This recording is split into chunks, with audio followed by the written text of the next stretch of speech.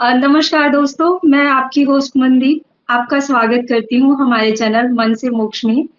आज हमारे साथ हमारे पहले पॉडकास्ट में जो गेस्ट हैं जो हमसे जुड़ने वाले हैं, वो बहुत ही डायनामिक और डेयरिंग पर्सनैलिटी है। श्री अनमोल तिवारी जी, जो कि फाउंडर हैं अनंत फाउंडेशन के और अनंत युग के, जो कि महिला सशक्तिकरण में अपनी बहुत इम्पोर्टेंस रोल निभा रहे हैं, सोसाइटी को सर्व कर रहे हैं। आइए इनसे मिलते हैं और जानते हैं इनके बारे में और इनकी जर्नी के बारे में। नमस्कार भाई, आपका नमस्कार। बहुत-बहुत स्वागत है। Thank you so much. Have a good evening to all of you. अ, भाई मैं चाहती हूँ कि सबसे पहले आप अपनी स्मॉल इंट्रोडक्शन हमारे व्यूअर्स को दे दीजिए कि बेसिकली मेरा नाम अनमोल तिवारी है और मैं कानपुर से बिलोंग करता हूँ। और अपनी स्कूलिंग खत्म करने के बाद मैंने बीटेक करा हुआ है मैकेनिकल इंजीनियरिंग से। साथ में इसके बाद मैंने पीसीएस की प्रिपरेशन भी करी। उसी पीसीएस की प्रिपरेशन के ड्यूरिंग में मुझे कुछ डिवाइनल गाइडेंस मिलना स्टार्ट हुई और कहीं ना कहीं जर्नी की तरफ मेरा रुझान स्टार्ट हुआ और मैंने इस जर्नी पे स्टेप रखना स्टार्ट करा और मैं आज आप लोगों के बीच हूँ, जैसा आप लोग मुझे यूट्यूब और इंस्टाग्राम दोनों में देख ही रहे हैं। ओके भाई। भाई तो आपकी ये जो ट्विन फ्लेम की जर्नी है, आपने पहली बार इसके बारे में कब सुना था? कब आपको पता चला कि ट्विन फ्लेम नाम की कोई जर्नी होती है? और आपके लिए इस ट्विन फ्लेम जर्नी का अर्थ क्या है? बेसिकली अगर मैं अपनी बात करता हूँ तो जब मैं कहीं ना कहीं अपने जीवन में एक भटकाव मार्ग में था, मतलब हर तरफ से कहीं ना कहीं मैं टूट रहा था, अपने करियर में भी टूट रहा था, अपने फाइनेंस में भी टूट रहा था, अपने रिलेशनशिप में भी टूट रहा था। तब कहीं ना कहीं मुझे डिवाइनल गाइडेंस के थ्रू, आप ये कह लें कि जो डिफरेंट डिफरेंट ऐप्स चलते हैं आजकल जिसमें लोग एस्ट्रोलॉजी के थ्रू, टैरो कार्ड रीडिंग के थ्रू लोगों से कनेक्ट करते हैं और उनकी प्रॉब्लम्स, अब होता है ना इंसान परेशान होता है तो 10 जगह भटकता ही है, तो ऐसे में जी। टैरो कार्ड का भी सहारा लेता है। तो बेसिकली वहां पर जब मैंने पहली बार उनके मुंह से ट्विन फ्लेम वर्ड सुना था, उसके बाद ही मैंने सर्चिंग स्टार्ट करी। और उसके बाद से जब डिटेल मुझे ट्विन फ्लेम के बारे में मिलना स्टार्ट हुई, तो वहां से मैं मतलब एक तरीके से खुद को पूरी तरीके से कनेक्ट करता चला गया। और आज अगर मैं ट्विन फ्लेम के बारे में बात करता हूँ कि मेरे लिए ट्विन फ्लेम का क्या अर्थ है, तो उसका सीधा मायना ये है कि दो एनर्जीज, आप एक मैस्कुलिन एनर्जी कहते हैं, एक फेमिनिन एनर्जी कहते हैं, दो मैस्कुलिन और फेमिनिन एनर्जी जो कहीं ना कहीं पूरी दुनिया से ठोकर खाकर आकर आपस में मिलती हैं, एक दूसरे के साथ आती हैं और अपनी वाइब्रेशन को कंप्लीट मदर अर्थ में फैलाने का काम करती हैं, कंप्लीट मदर अर्थ की एनर्जी को चेंज करने का काम करती हैं। भाई आपकी ये ट्विन फ्लेम जर्नी है, इससे शुरू होने से पहले आपकी क्या सोच थी लव के बारे में और रिश्तों के बारे में? देखिए क्या होता है ना, अब आप बात करें डिवाइन मैस्कुलिन होता है, जैसे हम दो वर्ड सुनते हैं कि एक मैस्कुलिन एनर्जी होती है और एक फेमिनिन एनर्जी होती है, और दोनों ही बचपन से कहीं ना कहीं ठोकरे खा रहे होते हैं। अगर आप मेरे बचपन की बात करते हैं तो काफी मतलब एक दर्दनाक बचपन रहा है मेरा। मैं कभी भी नहीं चाहता हूँ कि किसी और बच्चे का ऐसा हो जिसमें मतलब एक तरीके से माँ का भी टाइम से साथ ना मिलना, पिता का भी ये मतलब होती हैं चीजें, उसको डिस्कस करना ठीक नहीं होता है। तो हम्म। बचपन से ही मतलब एक वो अकेलेपन की खोज कहीं ना कहीं से चालू थी हमेशा से। तो वो जो अकेलापन था ना, वो हर रिश्तों में मुझे कहीं ना कहीं ढकेल रहा था। जीवन में बहुत ऐसी लड़कियां आई जिनके साथ में कांटेक्ट में आया, बट अल्टीमेटली वो कार्मिक निकली, और जब कहीं ना कहीं मुझे उनकी सबसे ज्यादा जरूरत थी, तब कहीं ना कहीं उन्होंने मुझे साथ दिया। और बेसिकली वो कर्मा थे उनके साथ जो कुछ भी थे, अब उस बारे में डिस्कस करना ठीक नहीं है। बट जीवन में खोज तो वो चीज की तो कंटिन्यू रही थी कि कोई आएगा और पूरा करेगा, कोई आएगा और पूरा करेगा, ये चीज की तो हमेशा से रही थी। भाई आपको पता नहीं कि लोग ट्विन फ्लेम जर्नी की तरफ ज्यादा अट्रैक्ट हो रहे हैं। आपको क्या लगता है कि इस जर्नी में ऐसा क्या है कि जो नॉन ट्विन फ्लेम है वो भी अपने आप को ट्विन फ्लेम समझते हैं? ऐसा क्यों अट्रैक्ट होते हैं? क्या है ऐसा देखिए, जर्नी में? इसके बारे में अगर आप क्लियर मुझसे पूछना चाहेंगी तो मैं आप सभी लोगों के बीच एक चीज मतलब ये एज अ मैसेज देना चाहूंगा कि इंडिया में जितना कम से कम इस चीज के बारे में पता चले उतना बेटर है। उसका रीजन भी मैं आपके सामने देता हूँ। क्योंकि अगर इंडिया में आप ये समझ लो कि ये चीज एक तरीके से डिस्ट्रीब्यूट हो गई, तो आज आप देख रहे हैं इंसान की ह्यूमैनिटी कहाँ जा रही है। आज एक तरीके से अगर ये इंडिया में ट्विन फ्लेम फैलता है तो ये कल्ट बनने का काम करेगा, क्योंकि इसकी आड़ में लोग एक्स्ट्रा मैरिटल अफेयर, साथ में जिसके चलते लोगों के घर खराब होते हैं, पति पत्नी के रिश्ते खराब होते हैं, बच्चों के कहीं ना कहीं रिलेशनशिप में इफेक्ट पड़ता है। और कई बार इंसान होता भी नहीं है और बस क्या होता है कि इन सब डायनेमिक में फंस जाता है, सब कॉन्शियस में कहीं ना कहीं वो चीजें होती हैं। सपोज करिए एक हस्बैंड वाइफ है, अब उनके बीच में कहीं ना कहीं गैप चल रहा है इमोशनली लेवल पर, जो कुछ भी आप कह लो। कई बार होता है कि वाइब मैच नहीं करती है दो पर्सन की, तो ऐसे में क्या होता है, लोग सर्चिंग मोड में होते हैं। अब उनको इस जर्नी के बारे में पता चलता है तो कहीं ना कहीं ऐसे बहुत से, जब स्टार्टिंग में मेरे पास केस आना स्टार्ट हुए तो ऐसे बहुत से लोग मुझसे कनेक्ट हुए। अच्छा, मेरा एक वर्किंग पैटर्न ये रहा है कि मैं कई बार, आप ये समझ लो कि ट्विन फ्लेम अगर नहीं भी है तो स्टार्टिंग में उनको क्लियर नहीं करता हूँ। रीजन कि अगर मेरे एक झूठ बोलने से, उनको ये बताने से कि आप ट्विन फ्लेम हैं, और साथ में कहीं ना कहीं उनको स्पिरिचुअलिटी का मार्ग थमाने से उनका अपना एक पारिवारिक जीवन संवर रहा है, किसी के बच्चे संवर रहे हैं, किसी की मतलब एक मेंटल कंडीशन संवर रही है, तो क्या बुराई है? मुझे तो ये लगता है कि ये चीज इंडिया में जितना ज्यादा ना फैले उतना बेटर।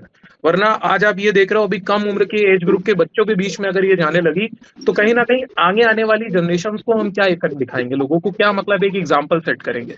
ये तो कहीं ना कहीं एक तरीके से लोगों के लिए भटकाव का मार्ग बन जाएगा। एक चीज मैं आपको इस वीडियो के थ्रू जरूर बोलना चाहूंगा, जो ट्विन फ्लेम रियल में होगा, जो शिव शक्ति ऊर्जा में बैठा होगा, उसको कभी भी किसी को आंसर करने की जरूरत नहीं पड़ेगी, उसको कभी भी किसी को बताने की जरूरत नहीं पड़ेगी कि I am a twin flame. उसकी वाइब्रेशंस कहीं ना कहीं सामने वालों को, कलेक्टिव को खुद अट्रैक्ट करने लगेंगी।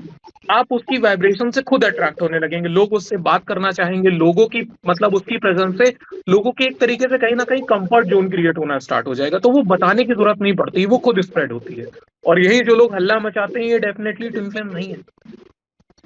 हाँ भाई, और ट्विन फ्लेम जर्नी में ना अलग अलग स्टेजेस की बात की जाती है, और इसमें एक रनर चेजर का डायनामिक की बात लोग अक्सर करते हैं। तो ये रनर चेजर है क्या, क्या है ये डायनामिक? बेसिकली अगर मैं रनर चेजर की बात करूं तो ये बबल फेस की नेक्स्ट स्टेप है। मतलब जब पहली बार जब ट्विन फ्लेम एक दूसरे के कांटेक्ट में आते हैं तो फर्स्ट स्टेप बबल फेस के नाम से जानी जाती है, दूसरी स्टेज आपकी होती है रनर चेजर। अब ऐसे में क्या होता है, डीएम साइड होता है, डीएफ साइड होती है, और बेसिकली जो फैमिली एनर्जी होती है वो किसी भी बॉडी में हो, अगर मेल बॉडी में हो या फीमेल बॉडी में हो, ये कहीं ना कहीं बाउंड्री सेट करना नहीं जानती है बचपन से। ओवर गिविंग नेचर की रहती है, फैमिली में कह लो, सोसाइटी में कह लो, कहीं भी कह लो, तो ओवर गिविंग का नेचर होता है।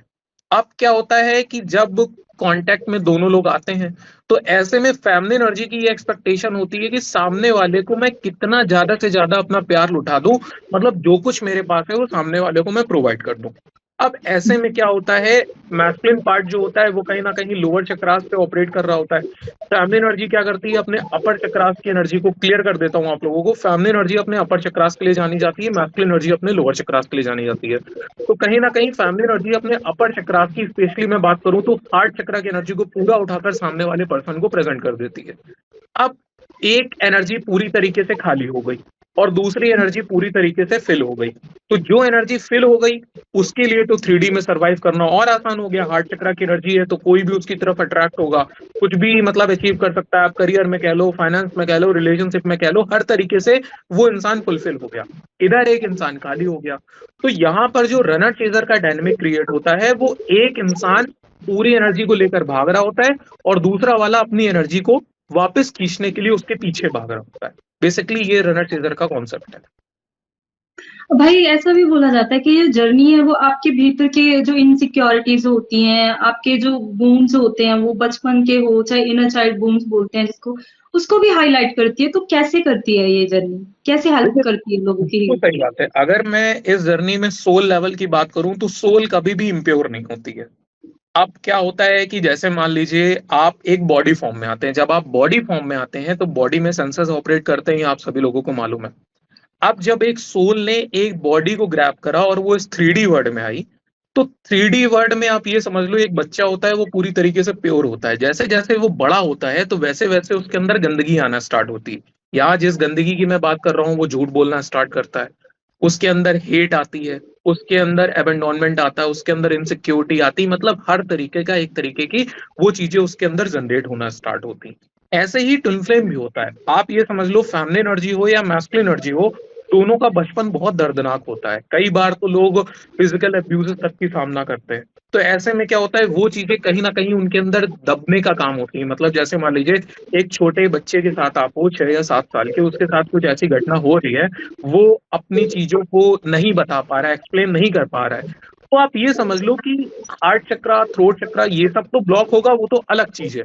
सबसे बड़ा जो उसका साइड इफेक्ट दिखेगा वो उसके चाइल्डहुड पैटर्न पे दिखेगा। बचपन से ही कहीं ना कहीं वो शांत रहने लगेगा, उसके अंदर हेट आने लगेगी। आज आप 3D वर्ल्ड में देखते हैं कि लोगों के अंदर क्राइम करने की भावना बहुत ज्यादा जग रही है। उसका सबसे बड़ा रीजन क्या है? कहीं ना कहीं वो लोग कुछ अपने साथ गलत होते हुए देख चुके हैं। जब उन लोगों ने वो चीजें अपने साथ गलत होती हुई देखी, पुराने टाइम पे कॉन्सेप्ट होता था ना, लोग बागी बन गए। तो बागी कौन लोग बनते थे? बागी वही लोग बनते थे जिन्होंने अपने परिवार के साथ गलत होते हुए देखा, जिन्होंने अपने लोगों के साथ गलत होते हुए देखा। तो आप ये समझ लो कि ये जो सैडो साइड होती है हमारी, एंगर हो गया, इनसिक्योरिटी हो गया, ये सब, अब आप समझ लो कि एक मैस्कुलिन एनर्जी हो या फेमिनिन एनर्जी हो, वो बचपन से प्यार की तलाश में रहती है। उसकी लाइफ में मोस्टली कार्मिक अट्रैक्ट होते हैं। अब कार्मिक उसकी लाइफ में आता है, बार बार उसको छोड़कर जाता है, तो उसके अंदर वो इनसिक्योरिटी एंगल कहीं ना कहीं जनरेट होता रहता है कि यार ये मुझे छोड़कर ना चला जाए, ये मुझे छोड़कर ना चला जाए। या फिर क्या होता है, जब आपका ट्विन फ्लेम आपकी लाइफ में आता है तो आप कंप्लीट एनर्जी फील करना स्टार्ट करते हैं, जो आप बचपन से कहीं ना कहीं खाली होते हैं। अब जब आपको वो फुलफिल एनर्जी मिलना स्टार्ट होती है, तो ऐसे में आपके मन में ये डाउट आता है। अगर मैं स्पेशली इसमें मैस्कुलिन पार्ट की बात करूं, तो जो बबल फेज होता है ना, मैस्कुलिन पार्ट का सबसे बड़ा लूप ही यही होता है, वो सबसे क्यों भागता है दूर दूर। आप देखते हो कि फैमिली एनर्जी बबल फेज में बहुत ओवर गिविंग करती है, और मैस्कुलिन एनर्जी कहीं ना कहीं दूर दूर रहता है। उसका सबसे बड़ा रीजन क्या होता है? क्योंकि मोस्टली मैस्कुलिन एनर्जी के साथ एक ट्रॉमा होता है कि यार आज मैं इसके साथ इंक्लाइंड हो जाऊं, दुनिया में रियल लव जैसी कोई चीज नहीं होती, ये मैस्कुलिन का सबसे बड़ा ट्रॉमा होता है। तो ये सब चीजें कहीं ना कहीं आपके बीच में जो ट्रॉमा होते हैं, अब ये सब आपने बचपन से ही तो एक्सपीरियंस किए होते हैं, तो वो सब आपके बीच कहीं ना कहीं हाईलाइटेड होने लगते हैं। इस तरीके की चीजें कहीं ना कहीं आप दोनों के रिलेशनशिप के बीच में आने लगती हैं। तो ये जो कंप्लीटली आपने शेडो साइड की यहाँ बात करी है, जिसमें ये सब चीजें होती हैं, ये कंप्लीटली आपकी 3D की देन है, यहाँ के लोगों की देन है, जो आपने बॉडी फॉर्म अचीव होने के बाद एक्सेप्ट करी। भाई, इस जर्नी ने आपकी स्पिरिचुअल अवेकनिंग में क्या भूमिका निभाई है? क्या है भूमिका इस जर्नी की आपकी एक स्पिरिचुअल? शब्द में कहूँ तो नास्तिक से आस्तिक बना दिया मुझे। बचपन की अगर मैं बात करूं तो क्या होता था, जैसे मैंने एक चैनलिंग में भी बोला हुआ है, वीडियो में भी अपलोड करा है, कि सपोज करो मेरे घर के पास हनुमान जी का भी मंदिर है, शिव जी का भी मंदिर है। तो बेसिकली क्या होता था, घर वालों के साथ में हनुमान जी के मंदिर चला गया, ठीक है। अब क्या होता था, बचपन में तो इतनी समझ होती नहीं थी, तो जैसे ही मंदिर गया, उसके एक दो दिन बाद मान लो कुछ ना कुछ प्रॉब्लम होने लगती थी, जैसे स्कूल में कुछ प्रॉब्लम हो गई या घर में कुछ प्रॉब्लम हो गई। तो मेरे मन में कहीं ना कहीं ये मन डर बैठ गया था कि यार मैं स्पिरिचुअलिटी की तरफ आगे बढ़ता हूँ तो ये सब चीजें मेरे साथ होती हैं, और जब मैं यहाँ से दूर रहता हूँ तो ये सब चीजें बेटर चलती हैं। जर्नी की ये आप समझ लो, जब से मेरा कहीं ना कहीं dark night of soul start हुआ, तो बेसिकली पहले पहले मैंने फन लेवल पर ही मंदिर जाना स्टार्ट करा कि चलो ठीक है, वीक में एक डे दोस्तों के साथ घूमने को मिलता है तो मैं घूम आता हूँ। बट वहां से जो मेरा कनेक्शन बिल्डअप होना स्टार्ट हुआ, कि आज आप ये समझ लो शिव मेरे पिता बन गए। अगर मुझे कुछ उनसे चाहिए होता है तो एक बच्चे की तरह मैं जिद भी करता हूँ, उनसे लड़ाई भी करता हूँ। मेरे लिए वो भगवान नहीं है मेरे, वो मेरे लिए मेरी माँ भी है, मेरे पिता भी हैं, मेरे दोस्त भी हैं, मेरे भाई बहन भी हैं, सब कुछ है मेरे। तो ये कहीं ना कहीं आपको जर्नी प्रोवाइड करती है, ये जो डीप लेवल का कनेक्शन होता है, कि जब आप इंसान अपने अंदर भगवान को फील करने लगता है, तब वो जो ये होते है, ये आप जर्नी केवल और केवल आपको एक तरीके से आभास कराती है। हाँ भाई, एक अनकंडीशनल लव के बारे में और अटैचमेंट के द्वारा जो लव होता है उसके बारे में भी बात करी जाती है। तो आपको कैसे पता चला, आपकी समझ इस चीज में कैसे चेंज हुई कि ये अनकंडीशनल लव होता है और ये अटैचमेंट होती है? अनकंडीशनल लव अगर आपको देखना हो, तो ये जो हमारा 3D समाज है जिसमें हम रहते हैं, आप इसी में देख सकते हो। अनकंडीशनल लव का सबसे बेस्ट एग्जाम्पल है एक माँ और एक बेटे का एग्जाम्पल। आज आप देखिए कितने, हो सकता है कि आपके घर में काम वाले भी ऐसे आते हो। एक स्टडी में मैंने अपने घर का भी डिस्क्राइब करा है। घर में एक मेरी काम वाली आती है, उसका क्या है, उसके हस्बैंड अल्कोहलिक है, उसका बेटा अल्कोहलिक है। बट वो लेडी कहीं ना कहीं, अच्छा उसका बेटा मैरिड भी है तो उनके भी बच्चे हैं अपने। अब क्या होता है, उस लेडी को जब भी आप ये पूछो कि आप इतनी उम्र में नौकरी क्यों कर रहे हो, उनकी अप्रॉक्स एज ऐसे 65-70 होगी, तो उनका केवल एक एग्जाम्पल होता है कि घर में मेरा बेटा बैठा है, बहू है और उसके बच्चे। यहाँ तक कि वो अपने हस्बैंड को भी इतनी ज्यादा इंपॉर्टेंस नहीं देती है। उनका कहना मेरा केवल एक है कि मेरा बेटा कुछ करता नहीं है, तो उसके बच्चों की पढ़ाई के लिए या खान पान के लिए जो भी व्यवस्था होती है तो मैं ऐसी अर्निंग करके। ये क्या है, ये अनकंडीशनल लव है। आज जिस उम्र में वो हैं, उनकी जिम्मेदारी उनके बेटे को उठानी चाहिए या उनको उठानी चाहिए। इतना सब कुछ देखने के बाद भी कई बार ये भी होता है कि नशे की हालत में वो कहीं गिरा पड़ा होता है, उसको उठा के लाना पड़ता है। मतलब इतनी दुर्गत के बाद भी वो लेडी दिन में 8 से 10 घंटे मेहनत कर रही है केवल उस बच्चे के लिए। आज आप ऐसे कितने केसेस देखते हैं कि जिसमें बच्चे माँ बाप को ध्यान नहीं दे रहे हैं, बट उनके मन में फिर भी ये चीज होती है कि अपने बच्चों के लिए मैं कितना कर सकूं, देखते।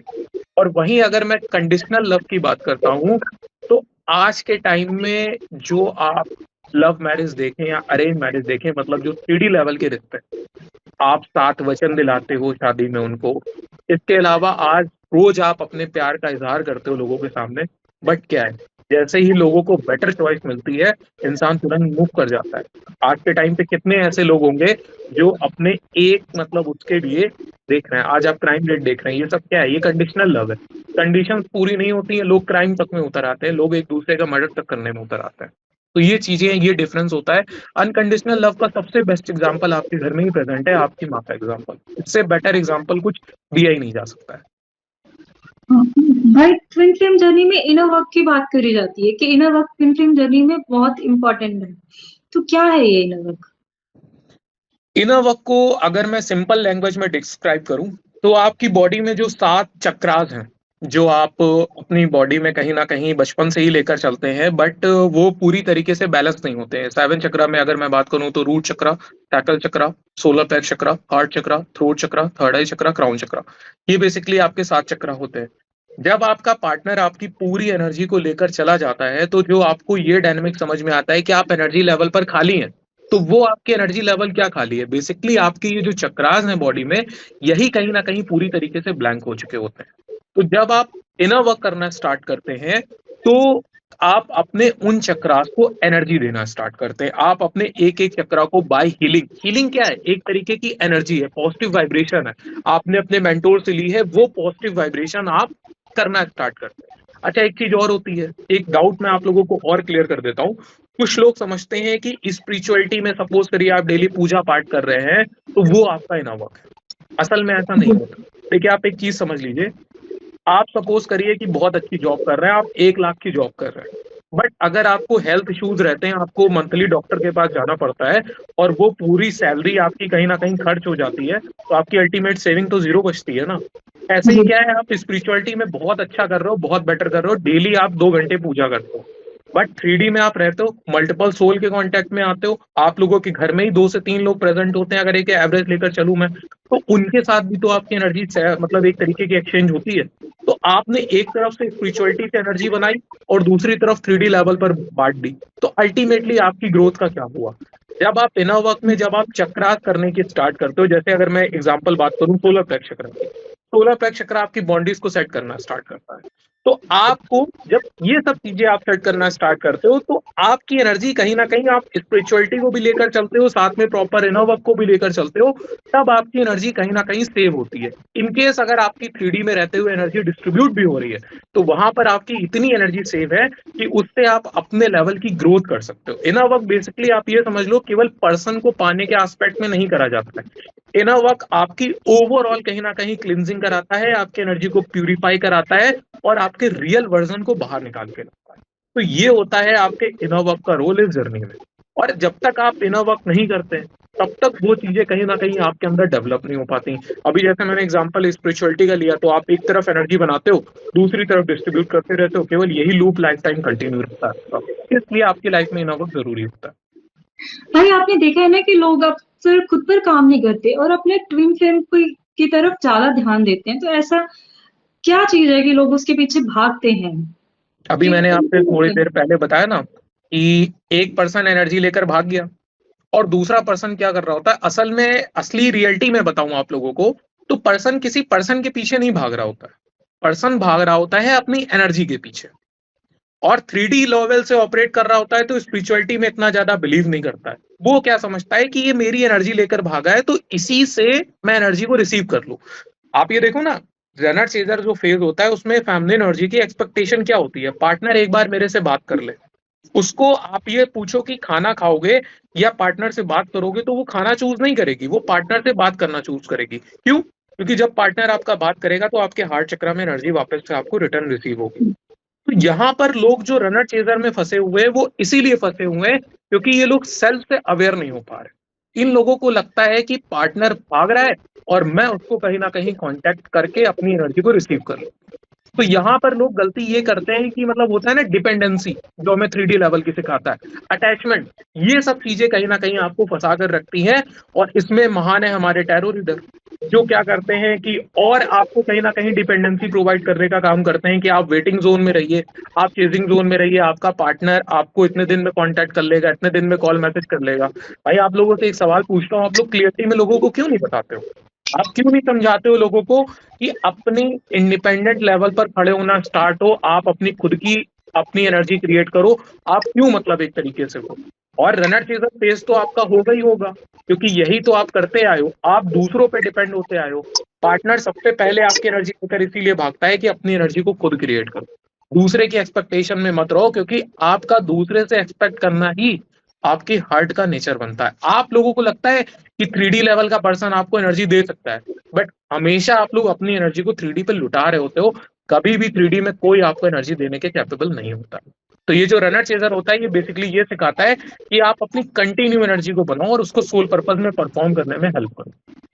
तो भाई एक इमोशनल हीलिंग के बारे में भी बात की जाती है और इनर चाइल्ड हीलिंग के भी बारे में बात की जाती है, एंसेस्ट्रल हीलिंग के बारे में भी बात की जाती है। क्या ये सब कुछ इनर वर्क का ही पार्ट है? ये ट्विन फ्लेम बहुत जर्नी में ये सब भी बहुत हीलिंग अच्छा होती है? क्वेश्चन पूछा है आपने, और बहुत इंपॉर्टेंट भी है। मुझे ये मतलब बहुत लोगों से क्लियर भी करना था, क्योंकि ऐसे बहुत केसेस आते हैं मेरे पास कि जब तक आप चक्रा बैलेंस कर नहीं पा रहे हो और किसी ने उनको सजेस्ट कर दिया कि आपके ऊपर एंसेस्ट्रल कर्स है, आपके ऊपर ये चीजें हैं, आपके ऊपर इनर चाइल्ड आपका वो है, आपका ये है, ये चीज है। आपको मैं क्लियरली बताऊं, आपका डीएनए हो गया, आपके एंसेस्टर हो गए, आपका कार्मिक हो गया, आपका ये सब जो पैटर्न होते हैं साइड वाले, ये डायरेक्टली कनेक्टेड होते हैं आपके सबकॉन्शियस से। और सबकॉन्शियस एक्टिवेट होने के लिए आपके चक्रास बहुत ज्यादा बैलेंस होने चाहिए। जब तक आपके चक्रास सातों बैलेंस नहीं होंगे, तब तक आपका सबकॉन्शियस एक्टिवेट नहीं होगा। एक छोटा सा एग्जांपल मैं लेता हूँ। सपोज करिए आपका एक डीएनए पैटर्न चला आ रहा है। सपोज करिए आपके जो फादर हैं या आपके ग्रैंडफादर रहे हैं, इनकी एक प्रॉपर ये पैटर्न रहा है कि इनकी एक अनहेल्दी फूड लेने की आदत थी। ये जैसे रोड साइड फूड होते हैं, ये सब बहुत ज्यादा खाते पीते थे।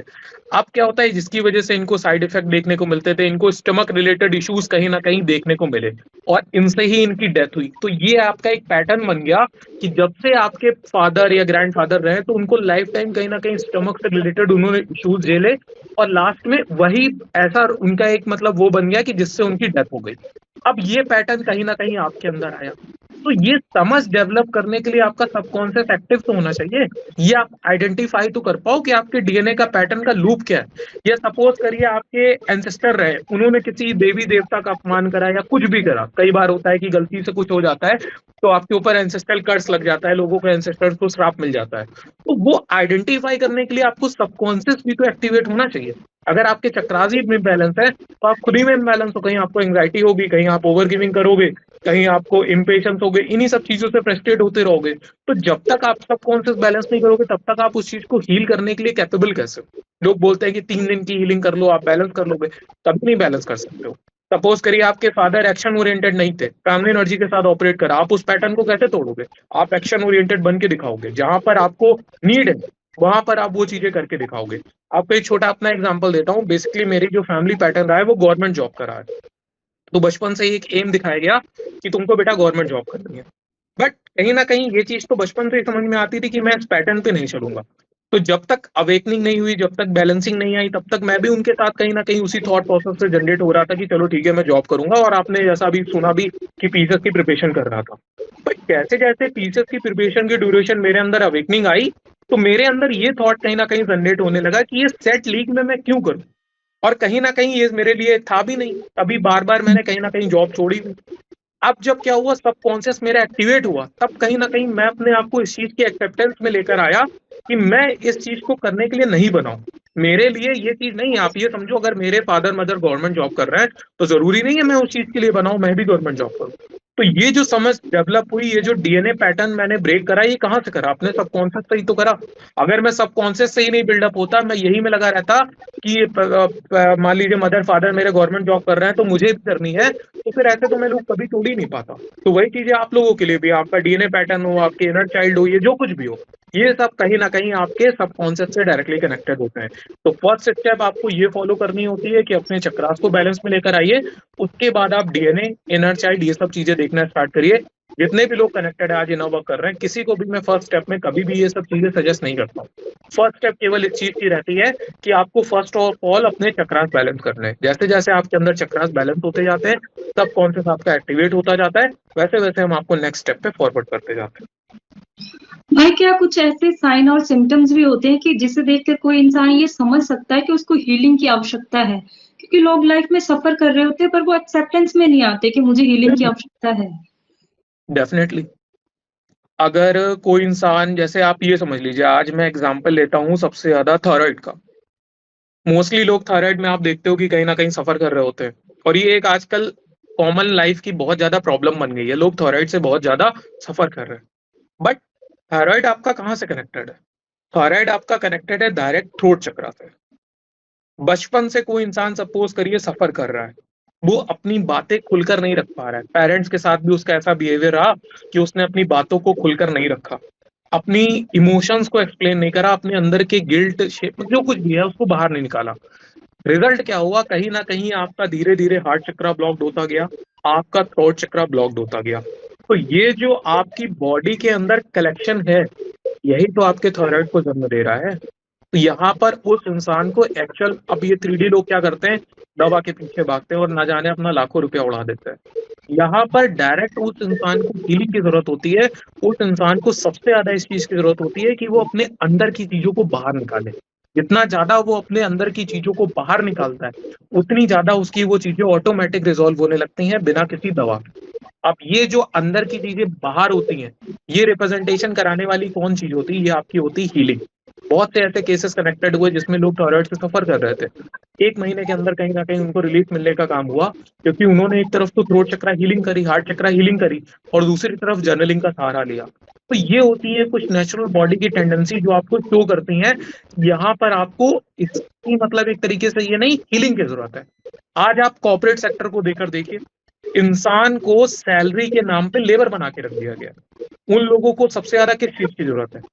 उन लोगों के अंदर मेंटल स्ट्रेस इतना बढ़ चुका है कि वो लोग सुसाइडल थॉट तक कहीं ना कहीं जनरेट हो जाते हैं। तो ये सब चीजें आपकी बॉडी क्या शो कर रही है कि आपको रेस्ट की जरूरत है। ये रेस्ट आपको किस चीज की तरफ ले जाता है? हीलिंग की तरफ ले जाता है। और हीलिंग का मतलब ये नहीं होता है कि केवल आप स्पिरिचुअल वे में ही हीलिंग करना स्टार्ट करें। हीलिंग का मतलब आपका कुछ भी हो सकता है। किसी की म्यूजिक सुन के हीलिंग होती है, किसी की डांस करके हीलिंग होती है, किसी की नेचर में हीलिंग होती है।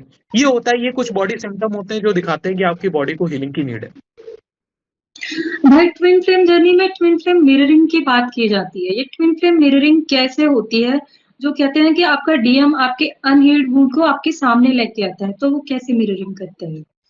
जब आपका बबल फेज स्टार्ट होता है, जब काउंटर पार्ट एक दूसरे के आमने सामने आना स्टार्ट करते हैं, तब वहां से क्या होता है कि आपके अंदर जो भी वुंड्स हैं, जैसे मान लीजिए कि आप इनसिक्योरिटी के साथ ऑपरेट कर रही हैं। अगर आप सपोज करिए एक फैमिली एनर्जी है, उसके अंदर इनसिक्योरिटी होती है। बेसिकली फैमिली एनर्जी के अंदर ये देखा जाता है कि उसके अंदर ये हैबिट होती है कि जो चीज मेरी है वो चीज सिर्फ मेरी है। वो अपनी चीजें शेयर नहीं करना चाहती है। होता है ना, मतलब बचपन से ही वो चीजें कहीं ना कहीं डेवलप हो जाती ये है। हैबिट होती है कि जो मेरा है वो मेरा है। हाँ हाँ, जो मेरा है वो सिर्फ मेरा है। सपोज अगर ये फोन है तो इसको सिर्फ मैं यूज करूंगी, घर में कोई भी यूज नहीं कर सकता। ये फैमिली एनर्जी की एक एक्सपेक्टेशन होती है। अब इस बात को इंसान एक्सेप्ट करे या ना करे, ठीक है। आज बहुत से ऐसे लोग देखते हैं कि फैमिली एनर्जी को अगर उनका पार्टनर किसी और की तरफ देख भी रहा है या बात भी कर रहा है, तो उनको कहीं ना कहीं प्रॉब्लम होने लगती है कि मेरा बंदा किसी और से कैसे बात कर सकता है, ठीक है। अब क्या होता है, जब पार्टनर आपके कांटेक्ट में आता है, तो वो चीजें कहीं ना कहीं वो सरफेस करने लगता है, मिरर करने लगता है। अब वो क्या करता है, वो सेम इनसिक्योरिटी आपके सामने शो करने लगता है। जहां पर आपको उन चीजों की जरूरत होती है, वो चीजें वो नहीं करता है। वो इनसिक्योर वर्जन कहीं ना कहीं आपका दिखाने लगता है। अगर आप किसी और से अच्छे से भी बात कर रही हैं, सपोज करिए आपका कोई फ्रेंड जो है जिसको आप अपना ब्रदर मानती हैं, ऑफिस कलीग है या कोई भी है, आपके लिए वो आपका ब्रदर है, बट वो बार बार आपके सामने इनसिक्योर हो रहा है कि तुम उससे क्यों बात करती हो, क्या मतलब है इससे। अब आप उसको क्लेरिफाई कर रहे हो कि ये मेरा ब्रदर है, मेरे इंटेंशन पूरी तरीके से प्योर है, बट वो एक्चुअल में आपको इनसिक्योर हो रहा है, क्योंकि ये चीज कहीं ना कहीं आपके अंदर डेवलप है। जब वही चीज वो बताता है कि ये मेरे लिए बहन समान है और मैं इससे बात कर रहा हूं, तो आपको यकीन नहीं होता है, आप बार बार उसके पीछे भागती हो। और वही चीज जब वो करता है तो आपको कहीं ना कहीं अपने लिए खराब लगने लगता है कि ऐसा क्यों कर रहा है। यही एक मिररिंग है जो आपको ट्रिगर फॉर्म में कहीं ना कहीं शो करी जाती है। ये एक इनसिक्योरिटी का एग्जाम्पल दिया है। ऐसे आप ये समझ लो, ईगो के एग्जाम्पल बहुत ज्यादा होते हैं ऐसे। गर्ल्स जी। में, फेमिनिन एनर्जी में आप ये समझ लो, होता है ना कि जो मेरे पास ड्रेसिंग सेंस है या जो मेरे पास मेकअप सेंस है वो किसी और के पास नहीं है। ये क्या है? एक तरीके का ईगो ही है। अब क्या होता है कि पार्टनर आपकी लाइफ में आया, सपोज करिए उसको बूट कट जीन्स पहनना पसंद है, अब आप उसको बोलो कि बूट कट क्यों पहन रही हो, तो बहुत ओल्ड फैशन है, तो वो क्या कहता है, ये मेरा ड्रेसिंग सेंस है, मैं ऐसे ही पहनता हूँ कपड़े, आपको क्या लेना देना इससे। तो ये चीज क्या हो रही है, जो आपके अंदर है वो कहीं ना कहीं वो हाईलाइट कर रहा है, वो आपके अकॉर्डिंग नहीं चल रहा है, क्योंकि ये चीजें आपके अंदर प्रेजेंट है और वही वो शो कर रहा है। जी। और भैया अभी ट्विन फ्लेम यूनियन के बारे में बात करते हैं कि इसमें दो तरह के यूनियन की बात करते हैं, एक तो इनर यूनियन की बात की जाती है और एक फिजिकल यूनियन की। तो बता सकते हो कि ये इनर यूनियन फिजिकल यूनियन से कैसे अलग होता है? आजकल बहुत ऐसी एक रॉन्ग मेंटेलिटी लोगों में फैल रही है, और भी लोगों ने फैलाने का काम ही करा है, क्योंकि लोग जहां से सुनते हैं वही चीजें तो सीखेंगे ना। अब नया बंदा आता है, उसको टिन फ्लेम जर्नी के बारे में आप जो समझा दो वो समझ जाएगा। तो ऐसे में रॉन्ग कॉन्सेप्ट ये फैला कि आप अपने पार्टनर की अगर इनर वॉइस को सुन रहे हो, उसकी फीलिंग को समझ रहे हो, उसके एक तरीके की एनर्जी को रिसीव कर रहे हो, मतलब आप इनर यूनाइट, जो कि कॉन्सेप्ट पूरी तरीके से गलत है। ये बेसिकली एक टेलीपैथी कनेक्शन होता है, जिसमें आप अपने पार्टनर के इमोशंस एनर्जी को अपनी बॉडी में फील करने का काम करते हो। ये आपका इनर यूनियन नहीं है, अगर आप इस मिथ में है तो टोटली गलत है। इनर यूनियन का सिंपल ये मतलब होता है कि जब आप अपने चक्रास को बैलेंस करना स्टार्ट करते हो, और वहां से आप अपने लोअर तीन चक्रास जो आपकी मैस्कुलिन एनर्जी को रिप्रेजेंट करते हैं, और अपर के चार चक्रास जो आपकी फैमिली एनर्जी को रिप्रेजेंट करते हैं, उनको पूरी तरीके से बैलेंस में ले आते हो। सपोज करिए आप कार्मिक बॉडी के साथ ऑपरेट कर रहे हैं, तो वहां पर आपकी बाउंड्रीज पूरी तरीके से सेट है। आप एक तरफ बहुत अच्छे से घर भी संवार सकती हैं, एक तरफ आप जॉब भी कर रही हैं, एक तरफ आप लोगों में प्यार भी दिखा सकती हैं, एक तरफ आप इतनी बाउंड्रीज स्ट्रांग लेकर चल रही हैं कि अननेसेसरी कोई आपसे बात नहीं कर सकता है। तो ये जो आपका फॉर्म एक क्रिएट होता है ना, जब आप शिव शक्ति ऊर्जा में कहीं ना कहीं डेवलप हो जाते हैं, हर तरीके से कंप्लीट हो जाते हैं, ये आपके इनर यूनियन की स्टेज है। ये आपके इनर मैस्कुलिन और फैमिली एनर्जी पूरी तरीके से यूनियन में आ गई। क्योंकि बेसिकली आप ये देखो कि कई बार इनर वर्क करने के बाद भी लोग एक एनर्जी के साथ ऑपरेट करते हैं। जनरली कॉमन पैटर्न मैंने ये देखा है कि लोग फैमिली एनर्जी से ऑपरेट कर रहे होते हैं, उनको जस्ट ट्रांसफर कर दिया जाता है उनकी मैस्कुलिन एनर्जी में। ये कंडीशन आपकी इनर यूनियन की नहीं है, ये तो आपने बस क्या करा, अपनी एक एनर्जी को जम कर लिया, रोल आपका रिवर्सल हो गया। बट जब कहीं ना कहीं आप पूरी तरीके से कंप्लीट हो गए खुद में, जैसा अभी मैंने बताया, वो आपका इनर यूनियन स्टेज है। एक कंडीशन आपकी, जैसा आपने बताया कि मेरे लिए यूनियन का क्या मतलब डेफिनेशन है, देखिए यूनियन की डेफिनेशन मेरे लिए सिंपल मीनिंग ये है, आपकी मैरिज होना नहीं है। यूनियन का मतलब ये होता है कि आप और आपका पार्टनर पूरी तरीके से बैलेंस में आ गए, और वहां से कहीं ना कहीं आपने अपनी एनर्जीज को क्रिएट करना स्टार्ट करा, और उसको मदर अर्थ में सर्व करने का काम करा। अब आपकी मैरिज होगी या नहीं होगी, ये तो आपके बॉन्ड में कहीं ना कहीं मेंशन होता है। साथ में आपकी एक तरीके से आप ये समझ लो कि डीएफ के पास ये विल पावर होती है कि वो अपनी लाइफ की आगे वाली बाउंड्रीज को सेट कर सकती है, कि उसको अपने पार्टनर के साथ एज अ फ्रेंड जोन रहना है, एज अ गर्लफ्रेंड बॉयफ्रेंड रहना है, या एज अ हस्बैंड रहना है। अब वो डिपेंड करता है आपकी चॉइस पे। बट अल्टीमेटली आप ये समझ लो, क्योंकि लोग ये गलत कॉन्सेप्ट लेकर चलते हैं कि मतलब यूनियन का मतलब केवल और केवल मैरिज है, ऐसा नहीं है। आप एक चीज समझिए मेरी, कि अगर आप यूनियन में केवल मैरिज समझ रहे हैं, तो ये जो आपकी पहले की मैरिज हो रखी है वो किस काम की। अब आपने ये समझ लो कि 3D वर्ल्ड में आए हो, तो कर्मा भी तो साथ में पूरे करने हैं ना।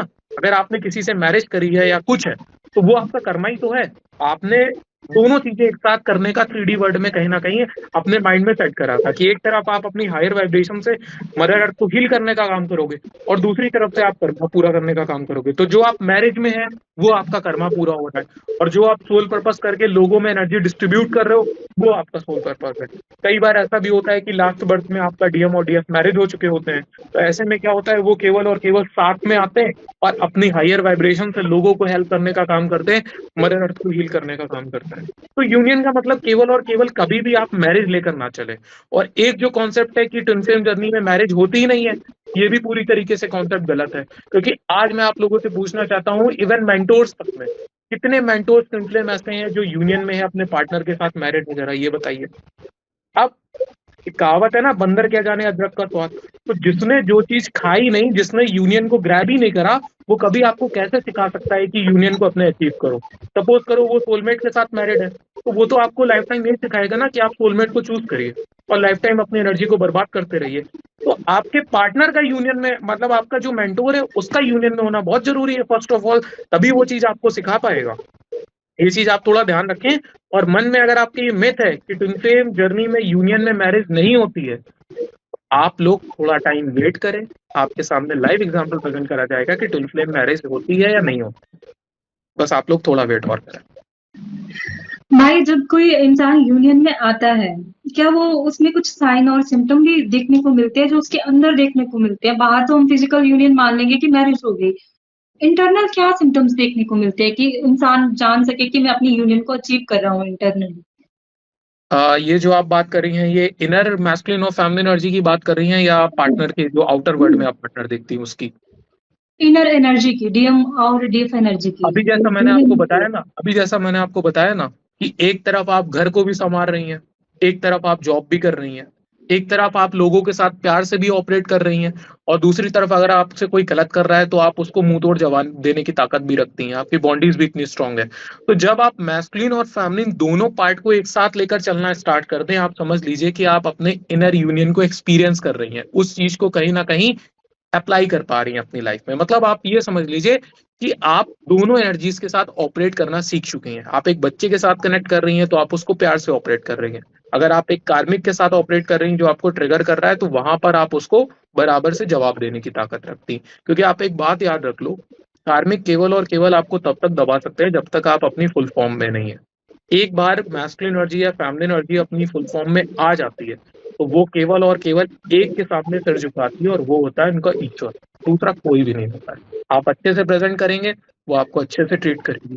आप बुराई के साथ वो करेंगे, आप उसको वैसे ही ट्रीट करेंगे। भाई क्या सिर्फ एक इनर वर्क ही एक ऐसा प्रोसेस है जिसके थ्रू आप इनर यूनियन को अचीव कर सकते हो? क्योंकि कुछ लोग और बहुत सारी डेफिनेटली, प्रोसेस बताते डेफिनेटली, हैं कि इससे करके डेफिनेटली, आप यूनियन को अचीव कर सकते हो। डेफिनेटली। देखिए, आप एक चीज समझिए, इनर वर्क क्या है? एक तरीके का आपके मेंटोर की एनर्जी का आपके ऊपर हाथ।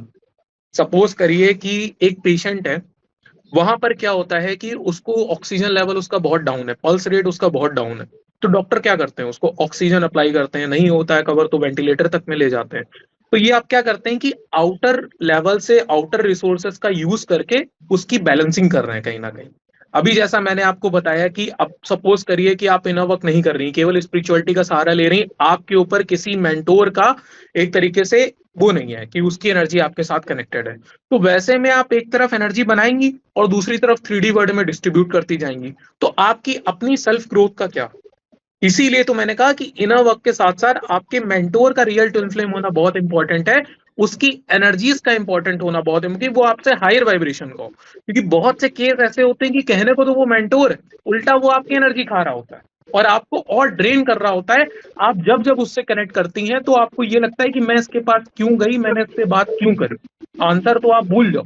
इसलिए आपका इनर वर्क बहुत इंपॉर्टेंट होता है। क्योंकि जब आप 3D वर्ल्ड में गिर रहे होते हैं, फिर खड़े हो रहे होते हैं, गिर रहे होते हैं, फिर खड़े हो रहे होते हैं, वहां पर आपके मेंटोर ने अपने इनर वर्क के फॉर्म में अपना हाथ आपको दिया होता है और आपको सहारा देकर कहीं ना कहीं आगे ले जा रहा होता है। मेंटोर आपका एक तरीके का शिव फॉर्म का होता है आपकी लाइफ में, जो हर कदम पर आपको सहारा देने का काम करता है। बशर्ते वो आपका रियल मेंटोर होना चाहिए, उसकी एनर्जीज रियल होनी चाहिए और उसके अंदर किसी भी 3D गंदगी नहीं होनी चाहिए। ये बहुत इंपॉर्टेंट। भाई आपको क्या लगता है कि ट्विन फ्लेम यूनियन को लेके लोगों में कौन-कौन सी गलतफहमियां लोगों ने पाल रखी हैं यूनियन को लेके? सबसे बड़ी तो गलती यही है कि आप कहीं ना कहीं मैरिड होगी, और कई बार लोग क्या करते हैं कि अपने जो मैरिड पार्टनर हैं उन तक को छोड़ने की तैयारी कर लेते हैं।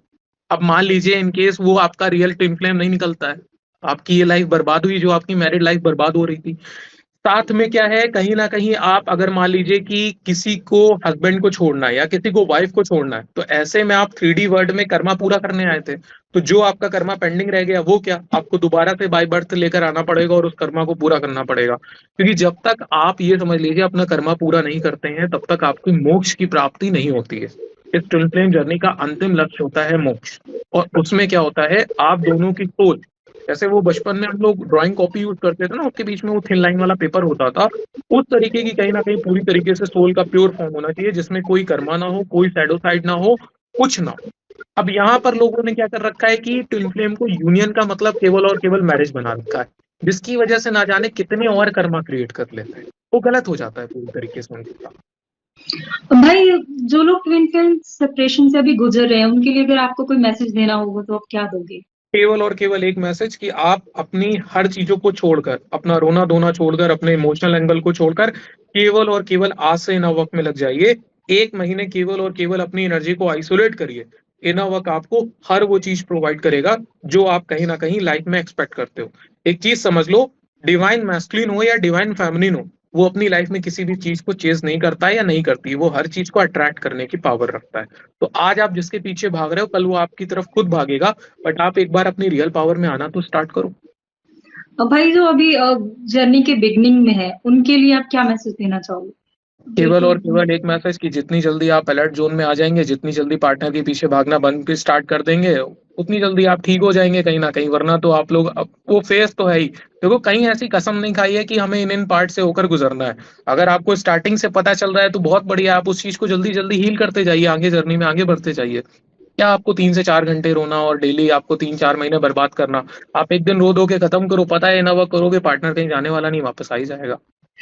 तो भैया आप मुझे ये बताइए कि आपकी ये जो ट्विन फ्लेम की यात्रा है, आपने इस जर्नी से क्या सीखा? क्या चेंजेस आपने महसूस किए इस यात्रा में आने के बाद, इस जर्नी में आने केवल के बाद? और केवल और केवल एक, कि मैं कहीं ना कहीं किंग था और मैं अपने आप को एज अ प्यून बनाकर 3D वर्ल्ड में इधर उधर घुमा रहा था। इन शॉर्ट मैं यही बोलूंगा कि जब कुछ ये पता था कि सारी पावर मेरे अंदर है, तो बाहर मैं किन चीजों से एक्सपेक्ट कर रहा था कि कोई मुझे जॉब दे दे, कोई मुझे घर दे दे, कोई मुझे ये दे दे वो दे दे। कहाँ मैं एक्सपेक्टेशन में पड़ा था?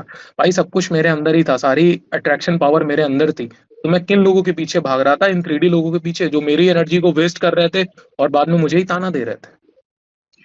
भाई जो आपके लिए सबसे बड़ी सीख जो आपने इस जर्नी से सीखी है, जो आप किसी और को भी बताना चाहोगे कि ये जर्नी की सबसे बड़ी सीख है मेरी जर्नी की? अपने आप को मजबूत बनाने की कोशिश करो। जितना तुम मजबूत होगे उतना सब कुछ तुम्हारे पास होगा। जितना तुम लोगों के पीछे भागोगे, लोगों की खुशियों के पीछे भागोगे कि कोई हर्ट ना हो जाए, ये ना हो जाए, वो ना हो जाए, सबसे बड़ी तुम्हारी जीवन की गलती वही होगी। आज पूरी दुनिया किस में पड़ी हुई है? अटैचमेंट में पड़ी हुई है। एक छोटे से डॉक्टर को भी दिखाने जाना होता है तो लोग 10 तरीके के लोगों के साथ कंसल्ट करते हैं कि दिखाऊं ना करूं, दिखाऊं ना दिखाऊं। अपनी लड़की की शादी तय करते हैं, 10 लोगों से राय लेते हैं कि लड़का कैसा है वैसा है। अरे अपनी इच्छा शक्ति पे बिलीव करो ना। तुम्हारा माइंड और तुम्हारी सोल जो कर रही है उस पे बिलीव करो, वो तुम्हें राइट गाइडेंस देना स्टार्ट करेगी। आज लोग अपनी सोल पे बिलीव नहीं करते हैं, लोग दूसरों की बातों में वो करते हैं। और कोई तुम्हारा 3D वर्ल्ड में सगा नहीं है। ये रियल एक्सपीरियंस की बात कर रहा हूँ, बिल्कुल सच। कोई भी भाई नहीं। अभी रैपिड फायर राउंड शुरू करते हैं। मैं आपसे कुछ जल्दी जल्दी क्वेश्चन पूछूंगी। Twin definitely. फ्लेम जर्नी को आपको सिर्फ एक वर्ड में एक्सप्लेन करना है, क्या है आपके लिए twin flame journey? Transformation. Spirituality, एक वर्ड में क्या अपने है? अंदर अपने अंदर ईश्वर को फील करना। आप किसको चूज करोगे, डिवाइन टाइमिंग या फ्री विल को? कुछ डिवाइन टाइमिंग को, क्योंकि फ्री विल भी मेरी तभी काम करेगी जब डिवाइन टाइमिंग आएगी, उसके बिना कुछ नहीं कर सकता। हीलिंग या यूनियन? हीलिंग। हीलिंग हो गई तो यूनियन अपने आप अट्रैक्ट कर लूंगा। ओके। रोमांटिक लव या ट्विन फ्लेम जर्नी का एक soul love? Soul love. Romantic love कभी भी अपना नहीं होगा, तो वो हमेशा कहीं ना कहीं मेरे साथ कंडीशनल लव में रहेगा। कोई ऐसी चीज जो आपको सबसे ज्यादा शांति देती हो, जो पीस देती है आपको? मेरा ईश्वर। धन्यवाद भाई, आप हमारे साथ आए। और एक लास्ट मैसेज जो आप सबको देना चाहते हो अपनी तरफ से? एक मैसेज केवल और केवल मैं आप सभी लोगों को देना चाहूंगा कि आप लोग खुद को मजबूत बनाने के लिए आगे बढ़ो। आप सभी लोगों के अंदर पावर है, आप सभी लोगों के अंदर वो चार्म है, वो पैशन है। बट कहीं ना कहीं क्या हो रहा है कि जैसे होता है ना, एक पाइपलाइन जा रही है तो उसमें जितने रिसोर्सेस कनेक्टेड होंगे, वाटर फ्लो लेवल उतना धीरे होगा। तो आपकी एनर्जी इतनी ज्यादा मीडियम्स में डिस्ट्रीब्यूट होती है कि कहीं ना कहीं हर एंगल पे आप सफर कर रहे होते हो। आप जितना अपने आप को आइसोलेशन में ले जाओगे, आप जितना अपने आप को सेंट्रलाइज करोगे, आइसोलेशन का मतलब ये नहीं होता है कि आप एक कमरे में खुद को बंद कर लो। आइसोलेशन का मतलब ये होता है कि आप माइंड को जितना अपने फ्री छोड़ोगे, इसमें जितना बर्डन कम लोगे, उतना कहीं ना कहीं आप अपनी लाइफ में ग्रोथ करोगे। तो अपने आप को लोगों के पीछे भगाना मत बंद करो। आज आप देखो 10-10 15-15 साल के लड़के अपनी जिंदगी बर्बाद कर रहे हैं कि वो मुझे छोड़कर चले गए, ये वो। अपने आप को मजबूत करना स्टार्ट करो ना। जितना तुम मजबूत होगे, पूरी ये दुनिया तुम्हारे पीछे भागेगी। क्योंकि तुम्हें लगता है कि तुम्हें पूरी दुनिया की जरूरत है, बट कॉन्सेप्ट उल्टा है, पूरी दुनिया को तुम्हारी जरूरत है। तो अपने आप को बनाने में आज से ही लगो और इस पाथ पे आगे बढ़ते जाओ। सब कुछ जो लाइफ में तुम डिजर्व करते हो वो तुम्हें तुम्हारे टाइम पे मिलता चला जाएगा। भाई मैं ये भी चाहती हूँ कि लोग आपसे कैसे जुड़ सकते हैं, वो आप उसके बारे में भी थोड़ा-सा लोगों को बता दें कि वो आपसे जुड़ें, जो आपसे कंसल्ट करना चाहते हैं। देखिए, मेरे बारे में अगर आपको मेरे से जुड़ना है तो यूट्यूब में मेरा चैनल है अनंत युग के नाम से। इसी के साथ-साथ मेरी इंस्टाग्राम आईडी और मेरा व्हाट्सएप नंबर दोनों कहीं न कहीं आपको जो यूट्यूब पेज होता है उसकी बायो में अवेलेबल मिल जाएँगे। फिर भी अगर आप लोग को लगता है कि डायरेक्टली आपको मेरे साथ जुड़ना है तो नंबर मैं आपको बता देता हूँ 9208341473। ये मेरा व्हाट्सएप नंबर है, साथ में आप इंस्टा पेज भी आपके पास अवेलेबल होता है। आप किसी भी मीडियम से मेरे साथ कनेक्ट कर सकते हैं। जितना जिस लेवल तक मैं आपको सॉल्यूशन प्रोवाइड कर सकता हूँ, उस लेवल तक आपको प्रोवाइड करने का काम करूँगा। भाई आपकी डिटेल्स हम अपने डिस्क्रिप्शंस में भी डाल देंगे। आपका बहुत-बहुत धन्यवाद। आपने हमें बहुत ज़्यादा ज्ञान दिया, बहुत ज़्यादा नॉलेज दी। हम यही चाहेंगे कि आप ये नॉलेज बहुत दूर-दूर तक जाए और बिल्कुल। और थैंक यू। और मैं आपके लिए भी शिव शक्ति से प्रे करता हूँ कि आज आपका ये फर्स्ट पॉडकास्ट है और इसी तरीके से आप निरंतर पॉडकास्ट अपने का रिकॉर्ड करते रहें और आपको लाइफ में ढेर सारी ब्लेसिंग्स मिले, अचीवमेंट्स मिले। Shiv Shakti blessed you all. Thank you so much. Have a good day. Thank you भाई, दोस्तों जैसे आपने देखा कि अनमोल भाई ने हमें ट्विन फ्लेम जर्नी के बारे में बताया। ये जो ट्विन फ्लेम की जो जर्नी होती है, ये जो यात्रा है, केवल किसी दूसरे व्यक्ति को पाने की यात्रा नहीं है, बल्कि स्वयं को पहचानने की, अपने घावों को भरने की और आत्मिक विकास की ये यात्रा है। आप हमारे चैनल से जुड़े, इसके लिए आपका बहुत-बहुत धन्यवाद। मैं अनमोल भाई को भी धन्यवाद करूँगी कि वो हमसे जुड़े और हम आपसे यही आशा करते हैं कि आप हमसे आगे भी ऐसे जुड़े रहेंगे। आपका प्यार हमें और हमारे चैनल को ऐसे ही मिलता रहेगा। और ये वीडियो आपको अच्छा लगा हो तो हम आपसे रिक्वेस्ट करते हैं कि इस वीडियो को ज़्यादा से ज़्यादा लोगों तक शेयर करें, ताकि ये नॉलेज है, जो इन्फॉर्मेशन है वो बहुत लोगों तक पहुँचे। वीडियो को लाइक करें, शेयर करें और चैनल को सब्सक्राइब करें, क्योंकि हम और भी बहुत सारे एक्सपर्ट्स को इस चैनल पे लाने की कोशिश कर रहे हैं कि वो वहाँ पे आएँ और आपके साथ अपने-अपने इन्फॉर्मेशन, अपने-अपने व्यूज़ शेयर करें। तो आप सबका इस वीडियो में बने रहने के लिए बहुत-बहुत धन्यवाद। Thank you, thanks for watching.